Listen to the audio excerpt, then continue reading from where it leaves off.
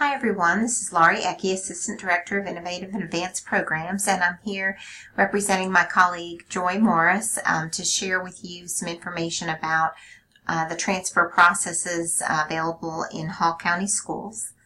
I wanted to begin by saying that Joy and I will be glad to help at any time with questions you might have, but this recording and the documents that we will also provide to you here may help answer a lot of your questions as they come up.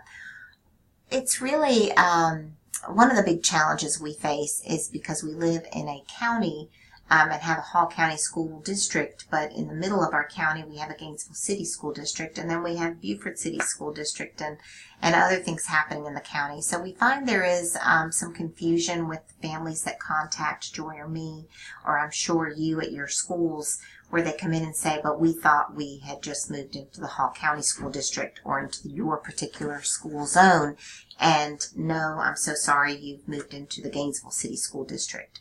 One way that Joy and I have found that we can help with this is by really emphasizing the phrase Hall County School District and not saying Hall County for short. So usually when we will talk to parents, even briefly over the phone, we will say Hall County School District. And when they mention Hall County, we'll clarify, please note there is a Gainesville City School District.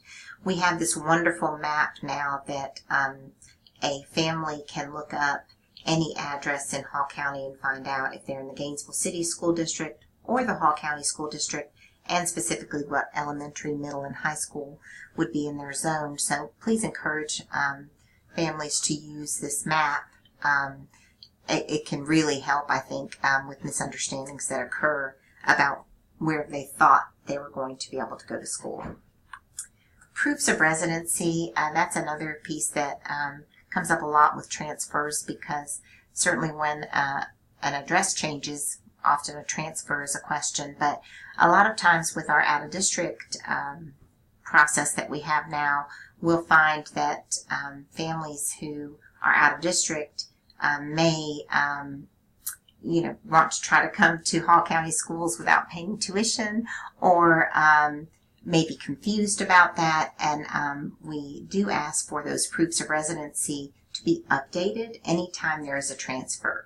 When a family first registers, we ask for proofs of residency, but then they could go 12 or 13 years and never be asked again about where they live. So if they're going to ask to transfer to a different school, we feel like this is an opportunity for us to say, we'd like to see updated proofs of residency before we process that transfer. We do not need those documents here, those proofs here. Those should be uploaded to Infinite Campus under the Documents tab by the school. And what will happen is on the transfer form that is eventually going to make its way to the district office, there is a place for someone at that school to sign off that they received and verified proofs of residency before submitting the transfer form.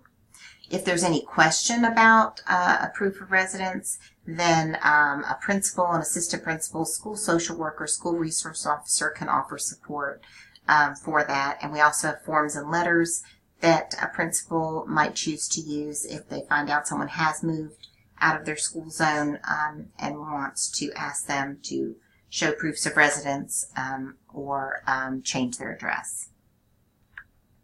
The change of address procedures and form really answers so many questions, and the change of address form that I'll show you in a moment is available on the Hallco student registration page. Families do not need to ask us or you necessarily, what do I do if my address is changed, if you had some of these forms handy.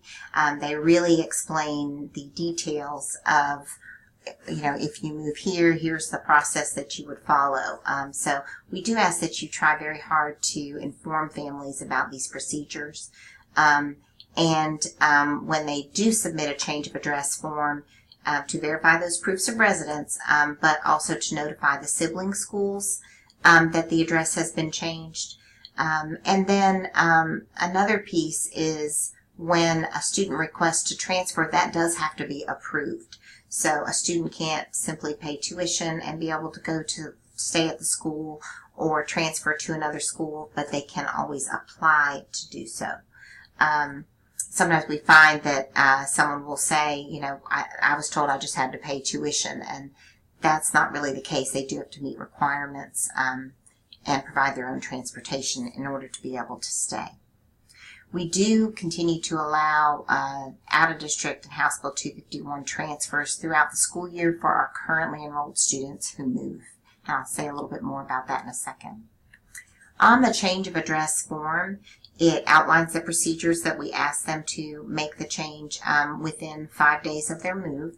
And if the residence that they've moved to is in the same school attendance zone, then that's simply a change of address and they bring their proofs of residency. If they have moved to a different attendance zone and they're just planning to transfer there, then that's pretty straightforward as well. They bring their change of address form, proofs of residence, and withdraw from the school where they are to move to the next school. However, if their new residency address is in another attendance zone and they want to remain at their current school, that is when they have to apply for a transfer to remain enrolled.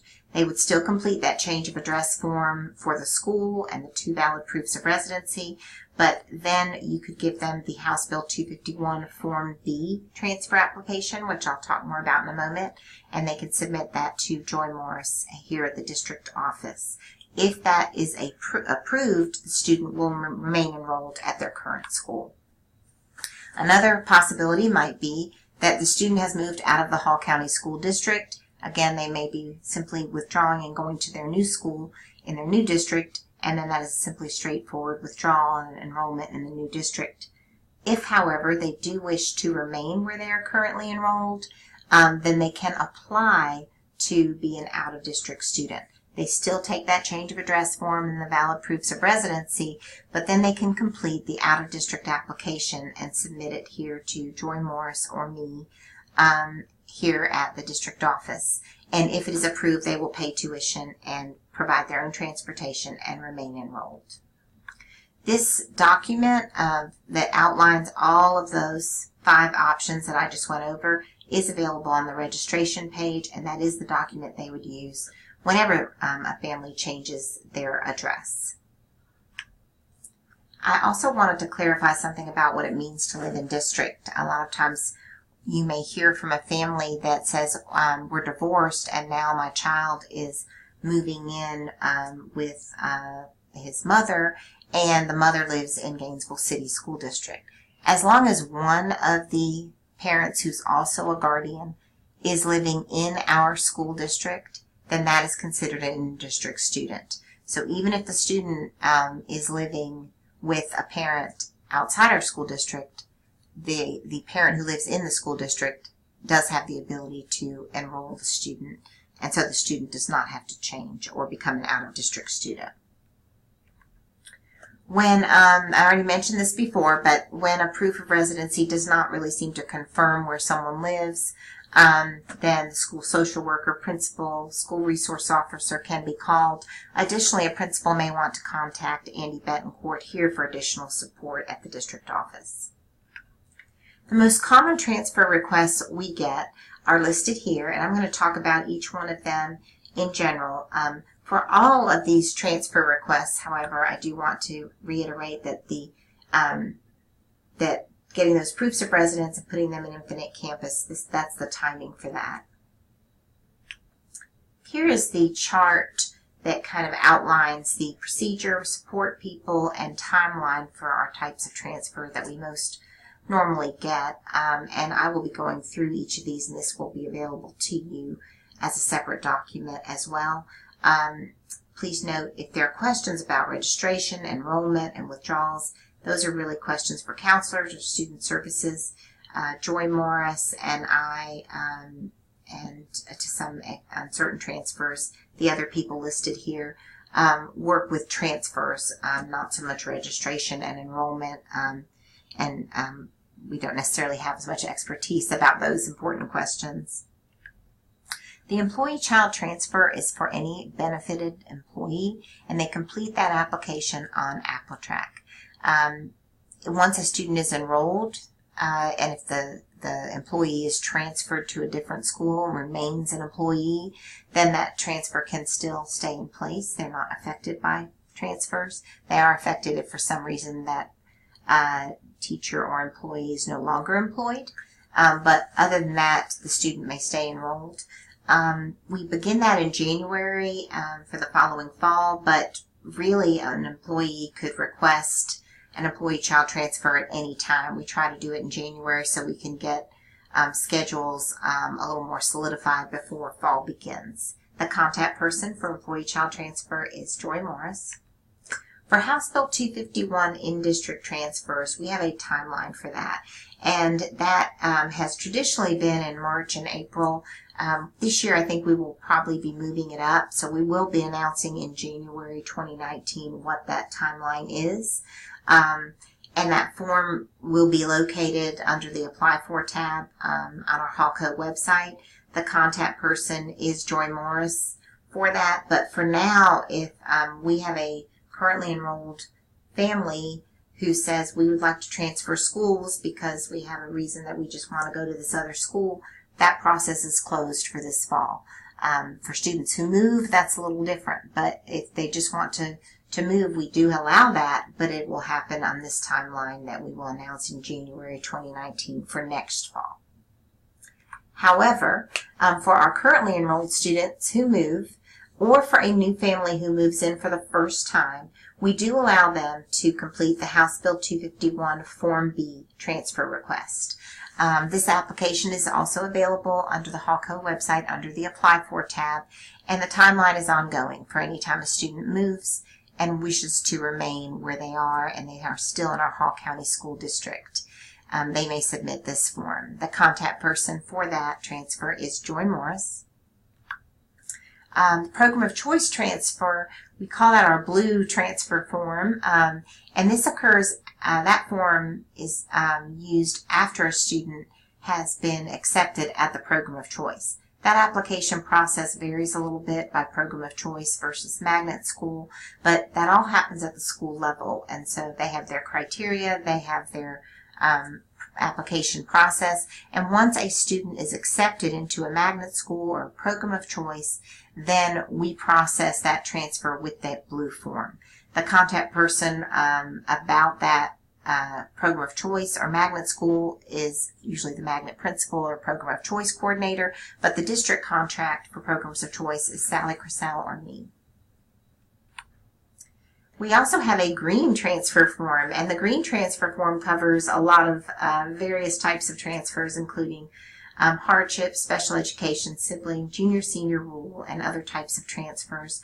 We normally try to have a timeline for this in the spring for the following fall, but some of these come up occasionally throughout the year. And the contact person for each of these transfers is really based on the request, but they can come here to the district office. Hardship requests go to Kevin Bales. Special ed sibling and SB 10 requests, Carla Swafford. The junior senior rule is Joy Morris, and court order or other types of transfers go to Steve McDaniel. Out of district transfers, that timeline is also going to be announced at least in January 2019, and it is now closed, again, except for currently enrolled students. The information is still available on the Hallco website under the Apply For tab, and the contact people are Joy Morris or me, Laurie Ecke. But again, it is closed for new applications, only for students who move out of district who are currently enrolled. They may apply for out of district.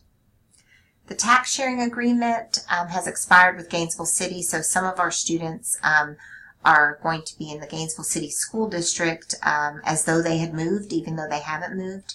And we're continuing to work on that list and to contact those students, but this is ongoing because Gainesville City might annex future properties in the meantime. Important notes, I've already mentioned the proofs of residence, the change of address form being so important.